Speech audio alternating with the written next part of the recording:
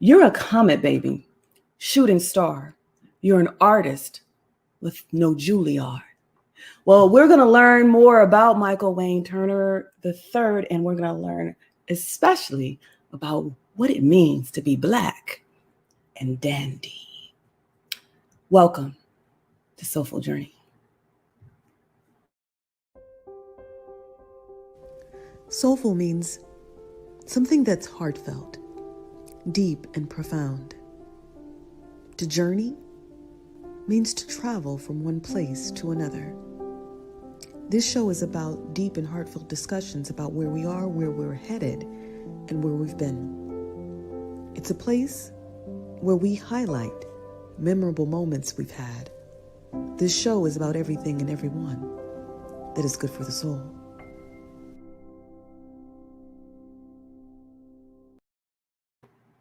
It's another episode of Soulful Journey, and I want to thank you so much for joining me. What we like to do at the beginning of this show is what I hope that you do every day, even when I'm not here with you, and that is to take a really good deep breath. I am Venus Jones. Some call me Venus Love Jones, and I'm an author, a poet, and I'm also a peak performance coach to high achievers with anxiety, and some of you are empaths and visionaries, and we are highlighting an amazing visionary today. But before we get started, let's all just focus on our breath. So let's take a deep breath. Feel yourself breathing in and feel yourself breathing out without trying to control your pattern of breathing. Relax your shoulders. Relax your jaw. And whatever is going through your mind right now, you can let it slip away. And just for this moment, you can come back to harmony because you are safe, you are accepted, you are forgiven, and you are loved. So before I introduce this guest, I like to do a poem that I wrote that kind of reminds me of this guest that we have. And our guest is so cosmic. So I thought I have this poem that will be released in an upcoming anthology called Black Fire this time. And it's called Plight. So I just want to read it because I thought of it when I was listening to his most recent creative project called Dandelion. But this poem is called Plight. Plight.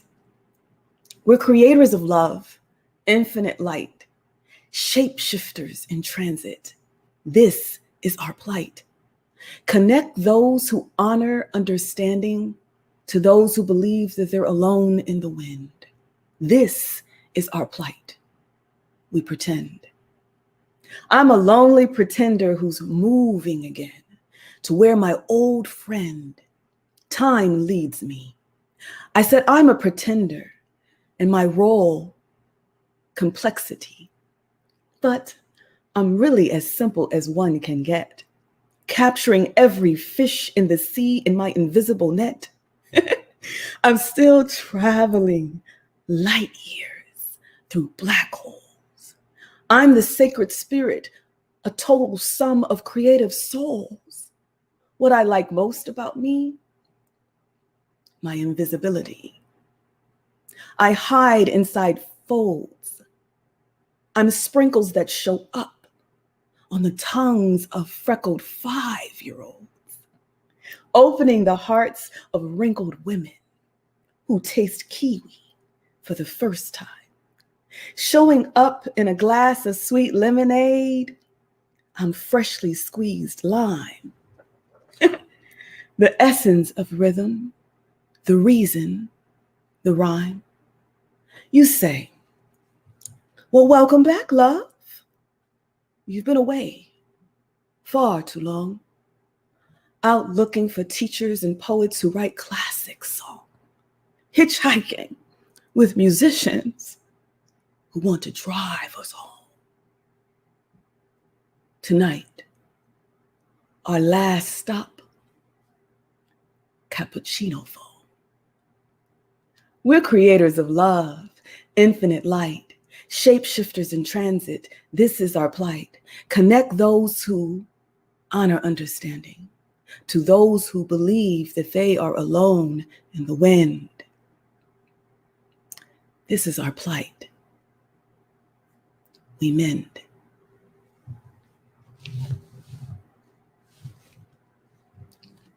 I want to introduce you to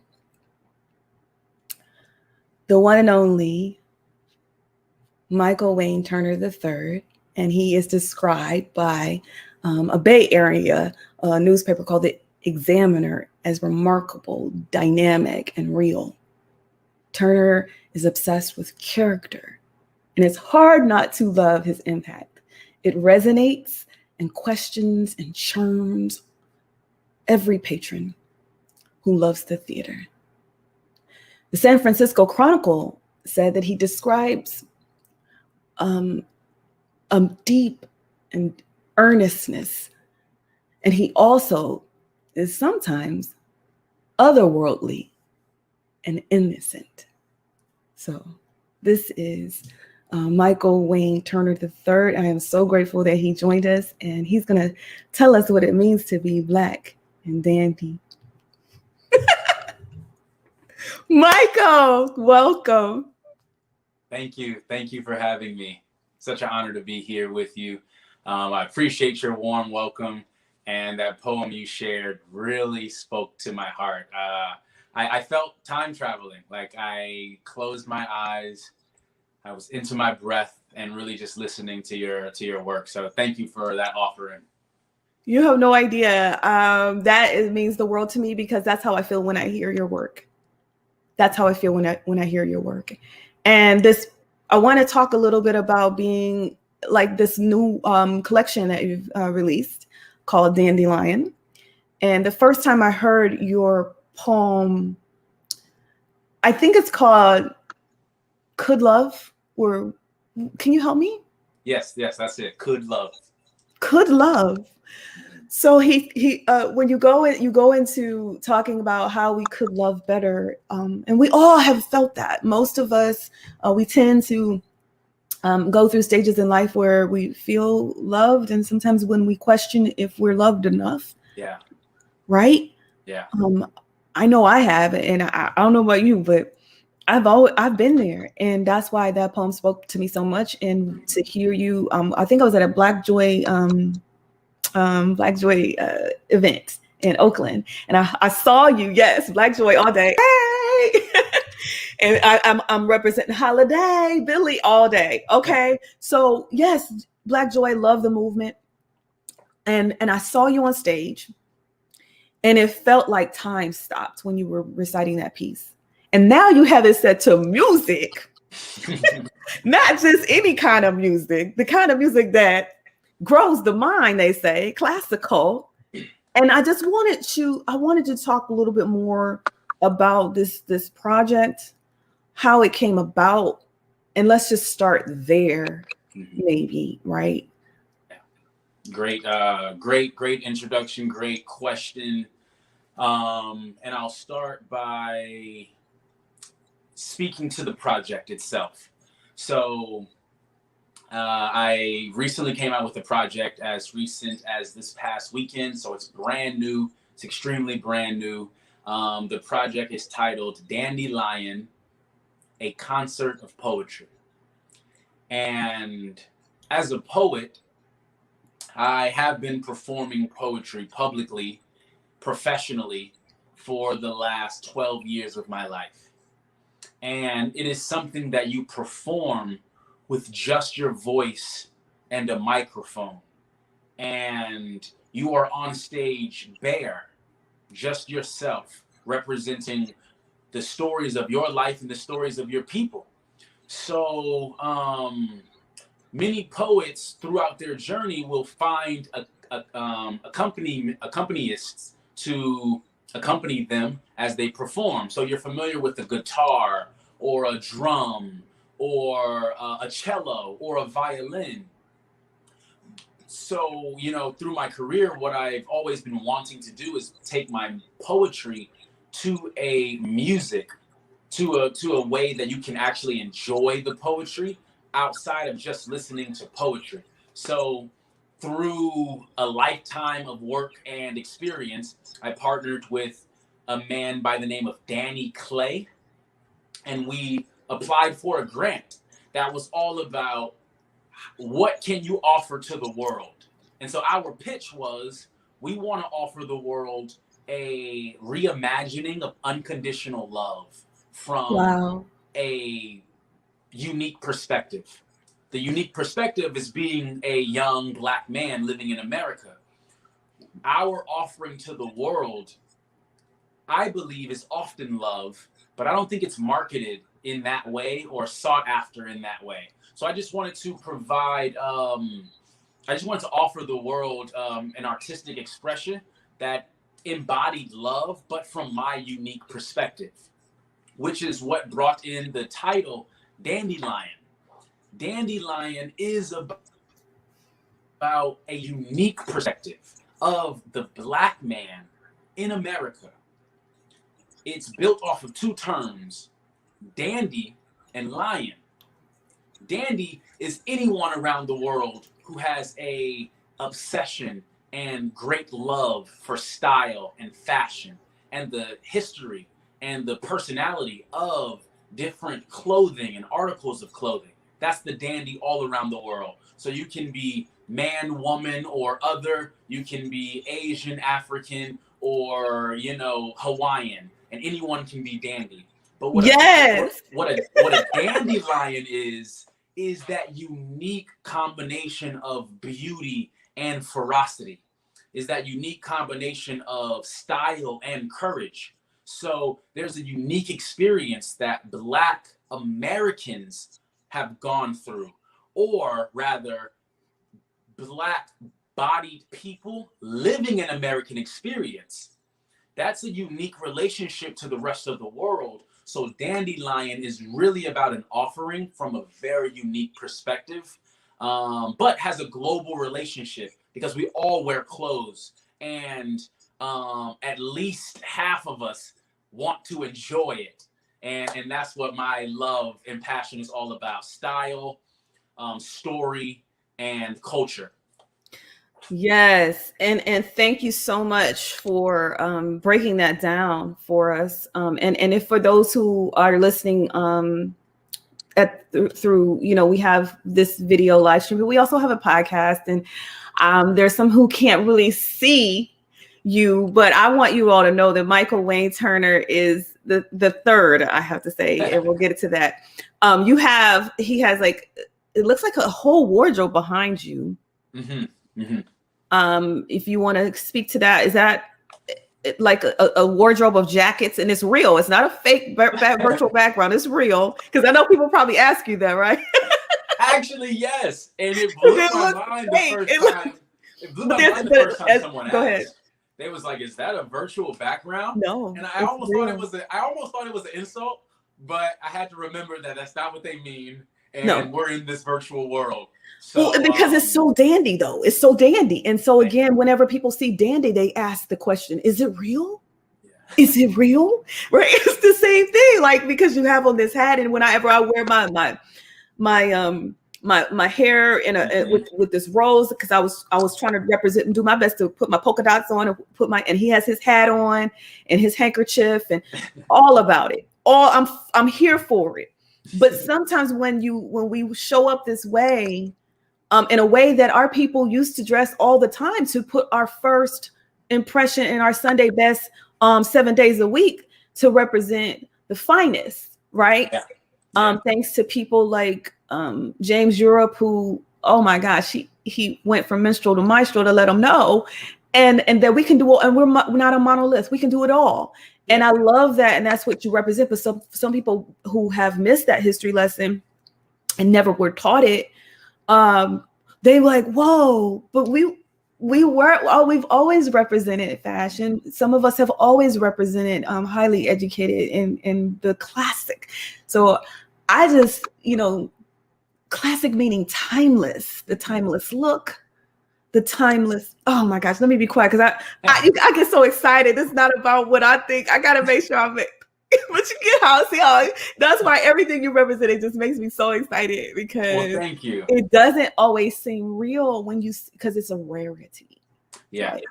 And which is my fascination with just the term dandelion in and of itself is it's actually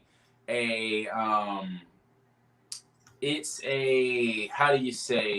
a study of society, and it's a study of a particular race in society that you're right, it doesn't seem real to a lot of people, which inspires my need to make it real and to make it as real as everyday life.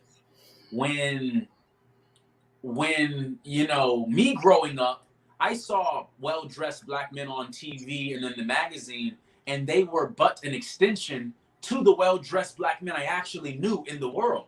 Yes. Whereas for some people experience, and for a certain time period in representation in media, some people don't get to see this image quite often to where they don't think of it as an everyday occurrence. The most popular statements I've been the most popular comments that have been thrown at me that are they're comments meant to be compliments.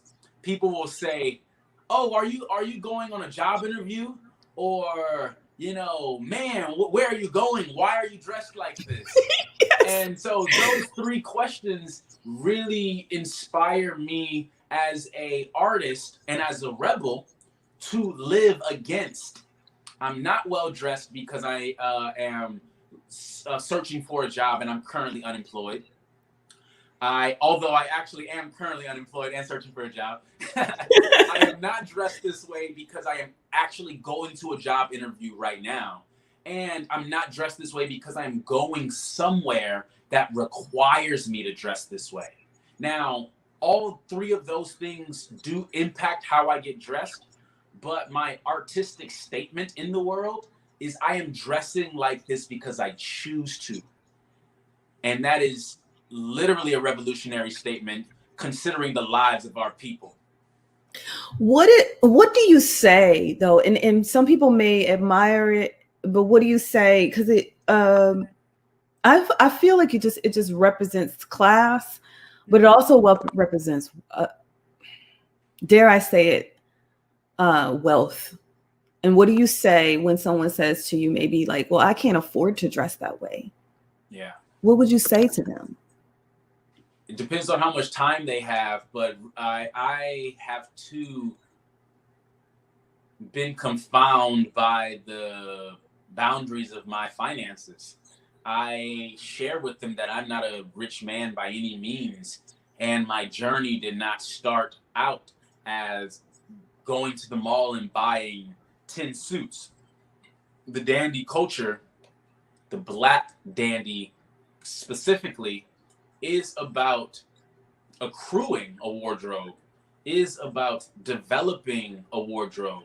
So from the first suit to the last suit, each one of them was an investment that I had to take care of over a period of time so that my collection could build.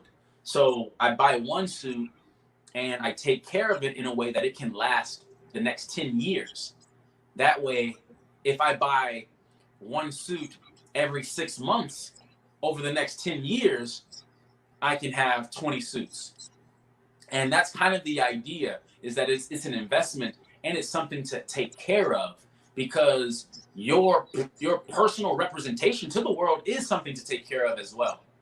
And it is that first impression. And once and some say your first impression for some is your last impression and is the only impression you have. And you don't want to mess it up. So I hear you. And there has been artists and people who've gone there about the importance. And I actually did a show about, is image important earlier, but I want to know who taught. Well, you said you already had extensions of men in your life who this is what they did. right? And that was your first teacher of style. Is there a specific person that taught you style? It's a great question. If I had to boil it down to a specific person, I would say it's unfair to give one person all the credit, but my grandfather on my mother's side, his name is Ezel. He is a Black American man with ancestry in Africa, Ireland, and America. He was simple, kind, and extremely well dressed 7 days a week. And that's the man I wanted to be in aura, in heart, in ethos. He was always smiling. He was always eating and or feeding people. He never went to church, but he always asked you about church. And when you went into his bedroom, his rings were placed neatly. His bracelets and watches were organized. His glasses were categorized. He was well kept and intentional. And he didn't have lineage. This is lineage for you. Oh, it's so much lineage, and again, he didn't have much comparatively to what we know people have today. Right. But he didn't think of that much. He took care of what he had, and he used it. Right. So even just going over his house, he was sitting in some trousers with a knitwear shirt, a bracelet, and a couple rings, with a beer, watching TV. So he wasn't doing anything that's groundbreakingly changing the world, but he was taking care of himself in a manner that was dignifying, and he was meeting his responsibilities in life. And to me, that's what living is. Yeah. Yeah. I love it. And I know you make him proud. Thank you. So thank you. That's what's most important, I think. The lessons that were learned with that. I remember growing up, they were like, "Oh, you're not going nowhere with me looking like that." I heard that's the first thing that stuck with me.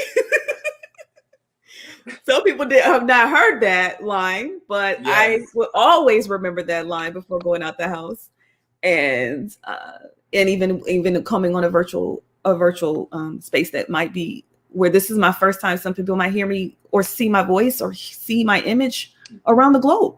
So it's real. Yeah, it's real, and we want people to know that that people that look like us still exist, and you don't have to be wealthy to look good. I remember going to thrift stores and learning how to go into even a thrift store and find you have to put that. You got to put your eye on. I always say you got to put your eye on, right? Because you can find it. You can find gold, and because of what they say, the classic one man's trash is another person's treasure. Mm-hmm. So you are a treasure. Let me get back into some of these soul chat questions. And if there was a poem, because some people are hoping that you'll do a poem. Is there a short poem that you could do that speaks to what beauty means to you? Maybe. Yes. Is there a short poem that can speak to what beauty means to me? Yes. And I'm torn between sharing a poem from the album, because there's a small poem on the album that I really love that speaks to just what our physical presence can represent. But then there's also a even shorter poem speaking particularly to the association with Black men as it relates to being beautiful. And I'll let you pick. Which one do you... which one would you like to hear? Wow. What are the titles for both? The one on the album the title is Could Love, but it's an excerpt from an 8-minute song. So it's just a small excerpt. And then the smaller poem is titled Color Me Beautiful. to hear both. Okay. I want to okay. hear both. And this is not. Yes, I just want to hear both. But yeah. Can I hear "Color Me Beautiful" first, then? Sure. Yes, you may. Thanks for asking.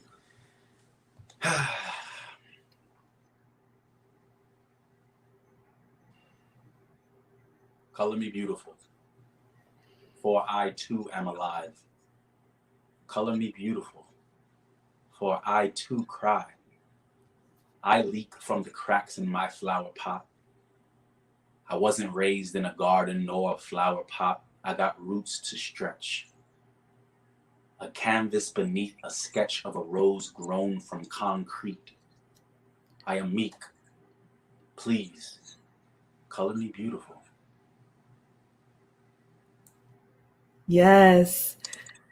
Substance and style you represent. Now go ahead with the "Could Love," because that was short. That was short, succinct, and to the point, but a beautiful point.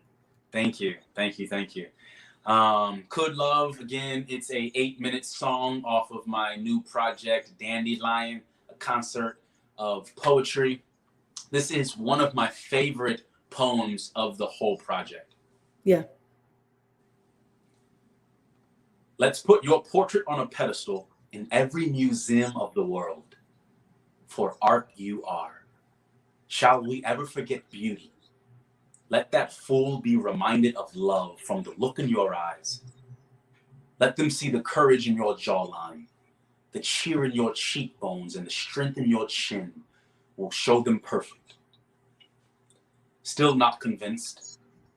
I'll show them a picture of my mother, with eyes like black holes and backbone enough to mother the world. When I was born, her kisses knocked the taste buds out of my mouth, and I haven't been able to eat right since. Sugar is not nearly as sweet as the breast milk of a goddess. There's something about the way a chest cradles a crown perfectly. There's something about the way light dances off teeth. Your smile resembles the sky on her best days. I realize the blues of her skin is painted by a Picasso perfecting a masterpiece. There's something about the way you see me. Women. Who else fit to trim kings out of bastards, saints out of slaves, masters out of mourners, and nights out of days? Who else fit but women? Only an oracle can turn a fatherless Christmas into a storybook celebration.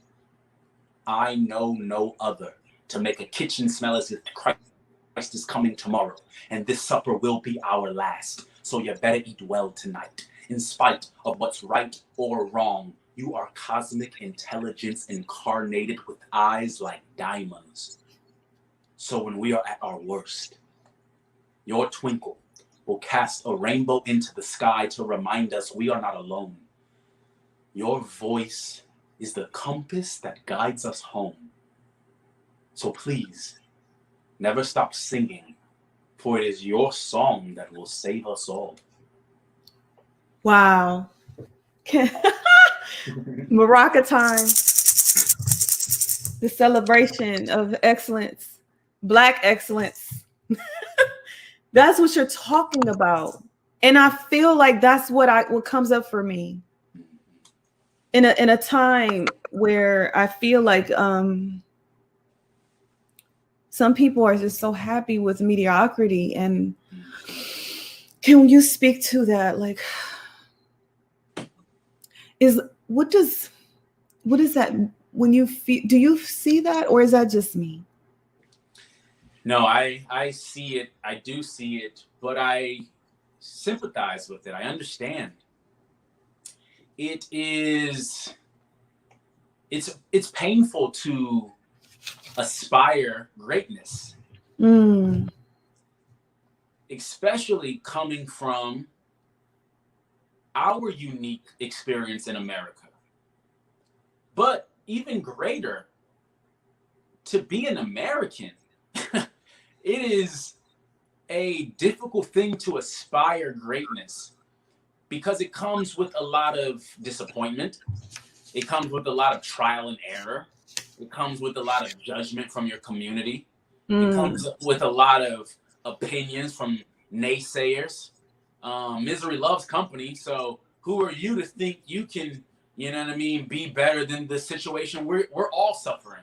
So, you know, to aspire to be great amongst and amidst your circumstance is not often a very rewarding thing monetarily, and requires a spiritual commitment for a lifetime. So I understand why people kind of sit and find comfort in mediocrity.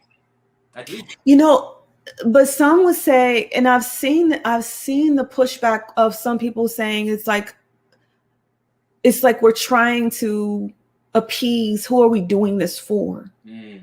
Are we trying to appease white folk, or are we trying to? What do you say to that? I think we're doing what we've always done, which is try to survive and try to make that survival enjoyable. Yes. Joy. Coming back to joy for me, if it makes you feel good to dress up and to look great, and if great looks like presenting yourself like it's your last day, because when they're not gonna put you in sweats when they put you in that coffin, right?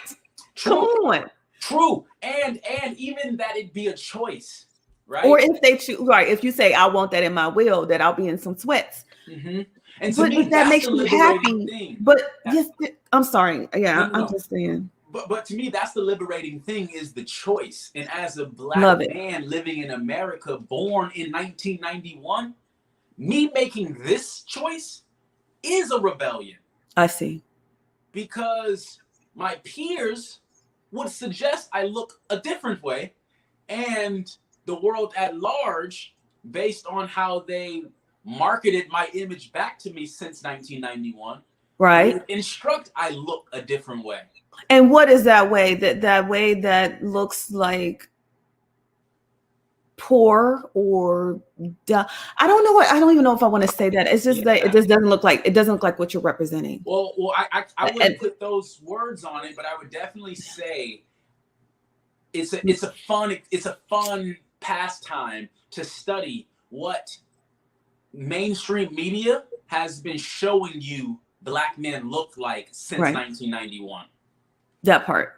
And why are you choosing that specific year? Because that's when I was born. Okay. And I think it's really important that each person prioritizes their life as most important, right? Wow. So I can't be studying how to be a Black woman. I can't be studying how to be an Asian man. I only can live through myself, for myself, as myself, and I allow people to tell me who they are, and I learn from their experience. So I'm really only focused with the maturation of who I am and how I can offer that to the world. But knowing who you are, there's a line in one of your poems where you say, in the Frederick Douglass part of my hair. If you don't know who Frederick Douglass is, they don't get it. So again, you're not trying to be white. You're trying to represent your ancestors and people. Like I said, Billie Holiday, because I borrowed this look. Great point. I borrowed it. Hair, I don't see Billy Bob comb over. I don't see Kent Clark. I don't see any white man that anyone else might reference for a part in a comb. When I see a part in a comb, I see Frederick Douglass. Right. That's it. I see. Yeah, me too. I see Marcus Garvey. I see the boys. I can't help but see that too. Right. But that's because you know that history. And one of my favorite lines is that when you talk about the first, can I say, when I first listened to your album, this most recent Dandelion production, and how many albums do you have? This is the first. This is your first? This is the first. I did not know this was your first. Yeah.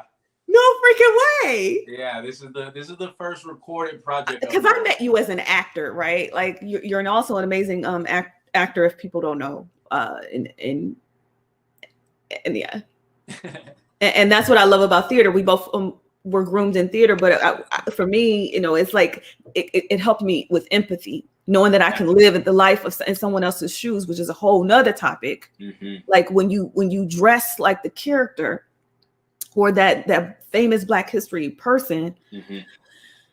it just does something to the way you walk. You walk different. You might talk different.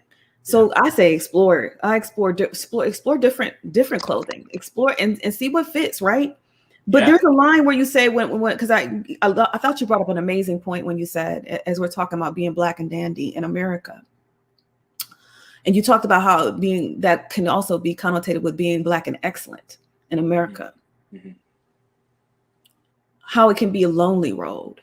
Mm-hmm. And your first track, what's it called? Lonely Road. I didn't even get. Okay, yes. It made, in full disclosure, it made me cry. That even though my favorite one, because anything that makes me cry, dance, or sometimes dance and cry, I want to do both, mm-hmm. is something that's good for the soul. But when I listened to it, it made me cry. Yeah. And the reason why it made me cry, I think, is because my whole life I felt lonely a lot of the times. Yeah. And I think that's just being part of this creative soul journey. Yeah. Feeling like a misfit, feeling like I really don't fit anywhere. So that's why I had to create my own show, okay, and my own beat. So I feel like I'm still marching to the beat of my own drum, and I'm still on my own road. Mm-hmm. But when it reminds me of a quote from another artist that I love named Dynasty. She's an MC, and she says, "Let me be great," because there is so many of us people who want you to stay where they are, and if they feel like they can't move into greatness for whatever limited belief reason, it's lonely. Because they say eagles don't fly with who? They don't fly with anybody. Sometimes they're just flying by themselves. Yeah. Yeah. Why? Because they can't ask the chicken heads to fly with them. They're going to be like, what? Where are you going? Because when I was growing up, nobody wanted to be a chicken head. They call you a chicken head. That was an insult. The chicken heads can't fly with eagles. That's a quote. But thank you for sharing that vulnerability. And that's this in the spirit of which I wrote it. But also, as a writer, as a performer, as a speaker, and as a student, my teachers have taught me that the more personal it gets, the more universal it gets. Mm. So the more we really tap into the specificity of what we're feeling and what we're experiencing, if we speak to it in a well-curated way, if we write it intentionally, it can have a very specific door of relatability, but it also can have endless doors of relatability. Right. So the idea of being on a lonely road, right? Like I find myself super clever to write the song, and it's not a complete sentence without the full bar, right? Which is, I am on the lonely road with everybody else.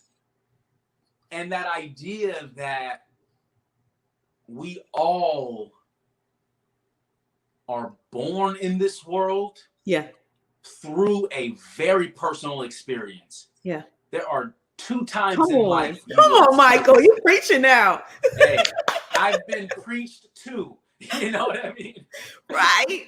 So, one thing I remember is that, like, there are 2 experiences in life that are unlike any other. When you are born into this world and when you leave this world. Come on. And no one can hold your hand. No one. No one can walk you through that. No one can prepare you for that. Whoa, wait. I'm going to pause you there. Go ahead. Because I love the truth more than I love you, and I love you a lot. Go ahead. But some people do have someone holding their hand while they're passing and they're That's spirit. transitioning, right? But you have another line that stuck with me on this album that came up even as you're speaking. And you said, I'm sick and tired of dying in public with strangers. Come on. And that's what came up as you're saying that, because you're right. Sometimes spirit will hold your hand if you have nobody else. Yeah. But so many of us, especially in the era of this pandemic, what can you say to somebody who might feel like, wow, I'm feeling y'all on this soulful journey. I'm feeling y'all on this idea of soaring and even standing up, even if you have to stand alone, which is a quote that really got me on this road. I was like, okay, well, damn. Yeah. I might have to stand alone sometime. Yes. Yeah. But it's scary. What if somebody wants to be just like you, Michael, but they don't have the courage? How do they get it? They already have it. And it's about tapping into what already exists. The idea of the lonely road is something that we're all experiencing, but also none of us are experiencing, which is what the beauty of being in an interconnected universe is. None of us are living this experience alone, but we all come into it alone and exit it alone. But as you exit it, each soul has 10,000 spirits to usher it. Wow. From coming and going. So the whole life is a duality between being alone and not being alone, feeling alone, but not being alone. And so that's, to me, what makes a good song, is tapping into the duality of human life. We are both always alone and never alone. So if a young person or anyone is asking me on how I achieve courage, confidence, and sanity, it's about understanding what's already there. Yes.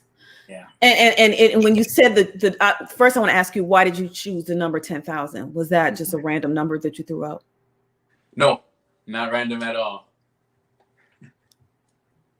10,000. It's a reference from the Bible. In the Christian faith, while I don't, I'm not prescribed or committed to any particular religion. I do practice spirituality, and I was raised Baptist Christian. But I understand these things to be interpreted, and I encourage people to interpret them with their hearts and their minds. In the Bible, it says that each soul has 10,000 angels assigned to it. So where there are 3 or more gathered in a like-minded spirit, belief, energy, courage, conviction, it is impossible for it to go unnoticed, because 10,000 times 3 is just too much power and too much spirit to ignore. So even when you are alone, you are never lonely. Close your eyes and feel the spirit of 10,000 souls around you. Yes.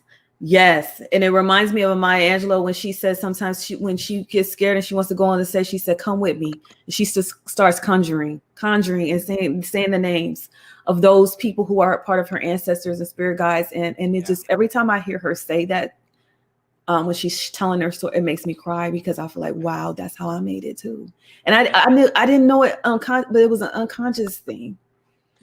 But when you say, I'm sick and tired of people dying in public with strangers, I thought of public lynchings, modern day lynchings. But the truth is, Michael Wayne Turner III, there are people in situations on social media every day with more than 10,000 friends. Come on. But feeling lonely like everybody else, like you said. So that's a deep conundrum. And they're dying, right? Their soul is dying because they're not even feeling connected in a time when we're supposed to be more connected than ever before. Let's speak on it. It's so deep, because while people feel alone, they have access to being watched or being seen. So people are willing to throw away their lives in public just to be seen. Come That's on. one point. Yeah. But we're going to push that off to the side. Because that's a whole nother That's episode. a whole nother conversation, right? What people crave for attention and willing Yeah. to do for it. It's a different conversation. Mhm. But public lynching and the relationship to a Black person being publicly lynched in America and being watched as a spectacle. Now, fast forward that to just these last 2 years, just these last 4 years, how many Black people have we seen die on camera? That's just 4 years. This line, in just one line in the poem, is my artistic effort to speak to what's going on since 2009. Just since 2009, where I was a senior in high school and Oscar Grant was killed, and I live in the Bay Area. That's 2009. I was born in 1991. Mm-hmm. What's famous about 1991? Rodney King got whooped on camera. Mm-hmm. So since my birth until, let's just call George Floyd a marker. Since Rodney King to George Floyd, I have grown up watching Black people die in public with strangers watching. Now, as an artist, we have to find a way to say what we need to say.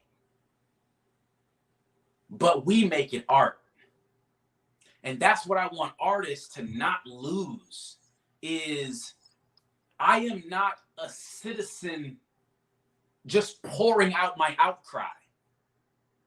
Because that's what a lot of people are doing, and I understand why they need to do that. But that's not my form of response. So I won't click on my live and just rant to a public who don't care about me about how much I'm in pain and who's to blame for it. I won't do it. I got too much pride, integrity, and responsibility. But what I can do with my brilliance, with my wit, and with my choice is write in the code, write in the language, and I trust people like yourself to find it. And without prompting you, you heard that line stick out in that poem because it's real. I'm sick and tired of dying in public with strangers. Yes. If I die, let me die in private amongst my family who will mourn for me. Wow. Wow. Ashe. You know, you were flexing a little bit on this album too. Another one of my favorite lines. Because you know the MC came out. I love that because you know I'll drop a few bars too. You know what I mean? You know that's just the actress in us. You know we could have been on Broadway. I know you've done some. I know open for Broadway shows, but you know I know you've done some stuff too that totally worthy. I'm loving it. But this is what you said, and you ain't never lied. You said get your recorders ready for the because I'm ready for reporters. Get your recorders ready. I'm ready for your reporters. Hey, Come say it on. again. I say, get your recorders ready. I'm ready for your reporters. Got answers for all your questions. Flows for 1,000,000 sessions. Rock shows for 1,000,000,000 seconds. I come second to none.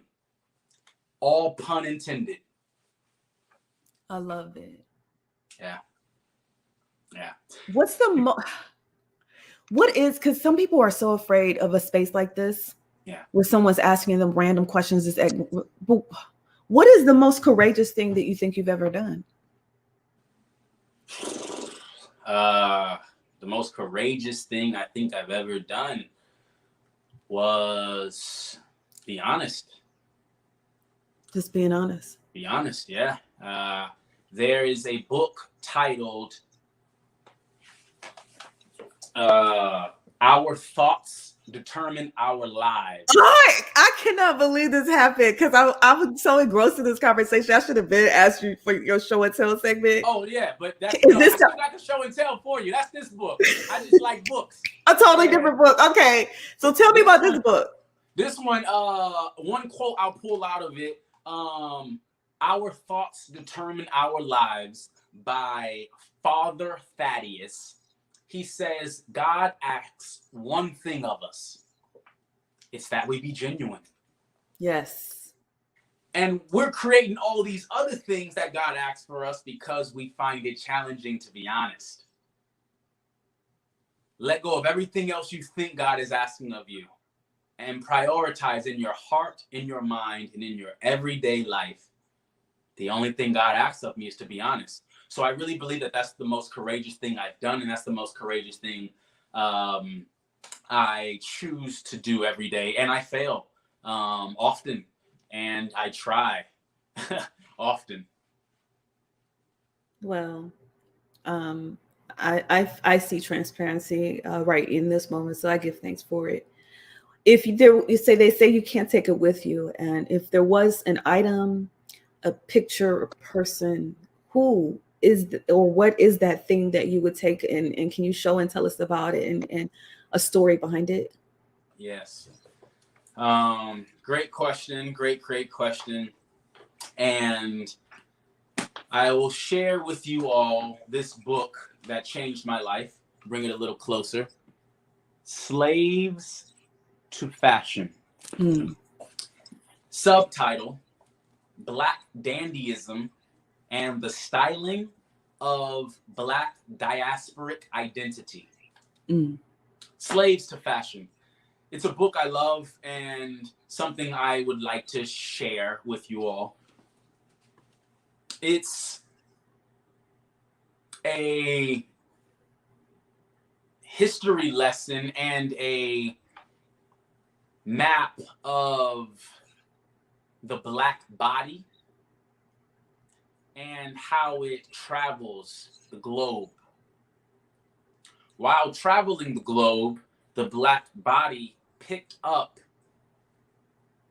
drapings to cover itself with, which became reflective of each culture it was impacting. The Black body has impacted every single culture, every single society, and every single civilization on the globe. What we wear does have a relationship to where we live and the cultural practice of that land and of that people. So when battling through who I am, this book allowed me to realize that we are whoever we choose to be, because we have been everywhere and have done everything. Yes. So there is no attire, there is no image, there is no goal, there is no reward that is outside of our capability and our possibility. And there's a quote from the Bible that says, God will not withhold anything from you under the sun, which is what I believe this book speaks to. When you dress a certain way in America as a Black person, people think they have the right to tell you what you should wear or what you should look like. And this book just dispels all those myths, because we have looked like everything already. Yes. So can I ask you, I only have time for two more questions. Can I ask you just two more questions? I only have time for, unfortunately. Mm-hmm. What is your theme song? That's a great question. My theme song. I would say the easy one that pops into my mind is Classic Man by Jadena. Because I didn't want to say it. I don't want to say it either. I don't want to say it, but I know when people see you, that's what they think. I'm a classic man. You could be mean when you look this clean. Come on, you could be mean when you look this clean. Why? Because Black men can't look mean. Because you don't got no power, you don't got no authority, If you looking at me mean, I'm gonna take away your job. If you looking at me mean, I'll take away your house. You can't be mean, right? You gotta be nice and submissive. It's like, nah, man, you could be this mean when you look this clean. Come on. And I love that line. Yo, for real. So, but the one I have to share with you that really speaks to me, Frank Sinatra, My Way. From musicality, the Rat Pack, to lyrics, to personality. That's my all day. All day. Yeah.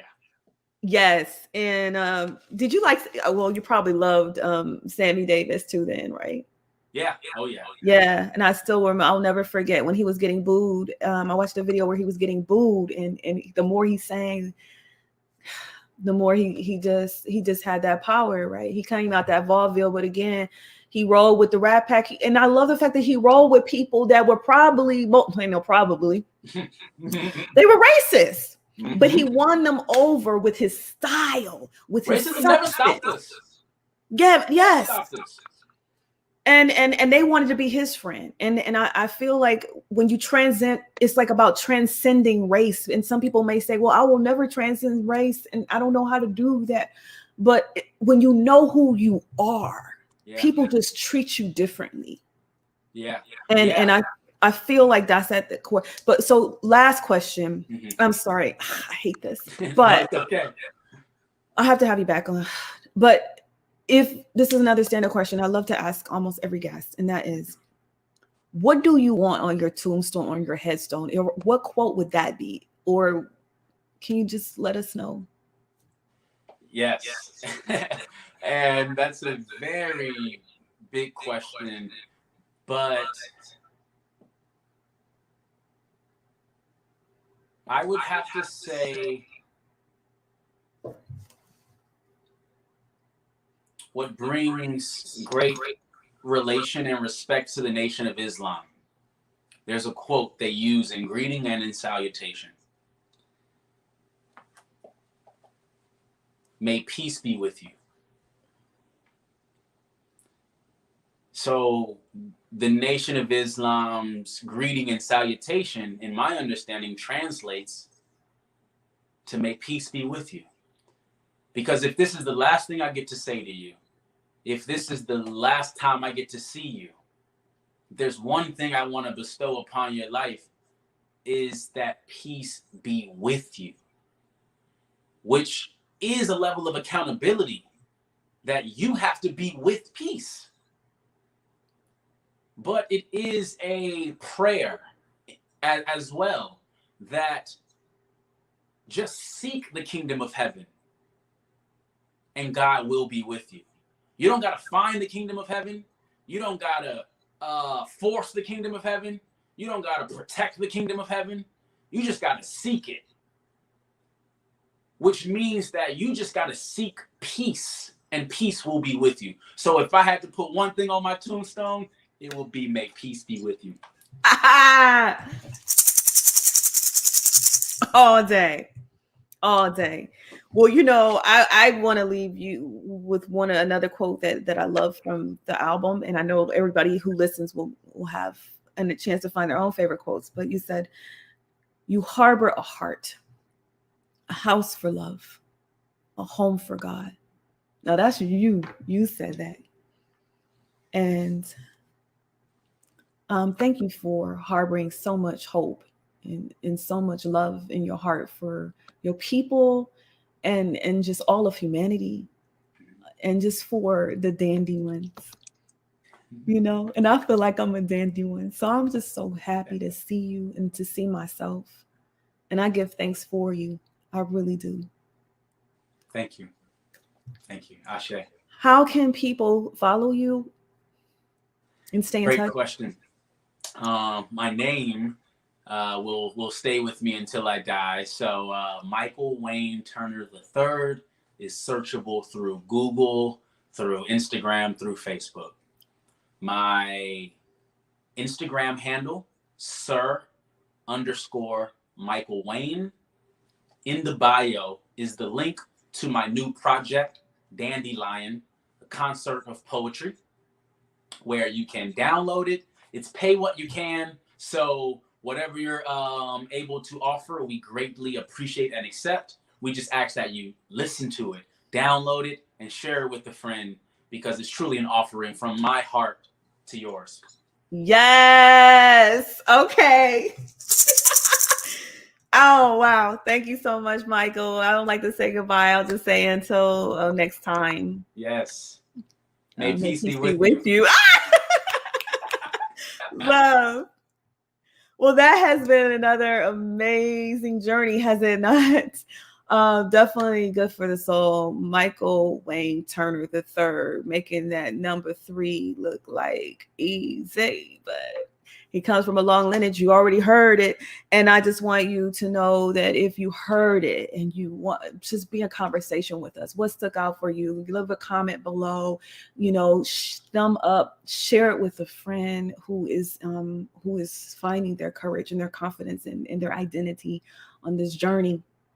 And I like to leave you with this quote.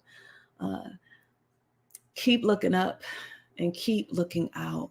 Because when you do, there's a lot less fear and a lot less doubt. You can follow me at venusjones.com, and just remember that you are truly, truly loved. Until next time.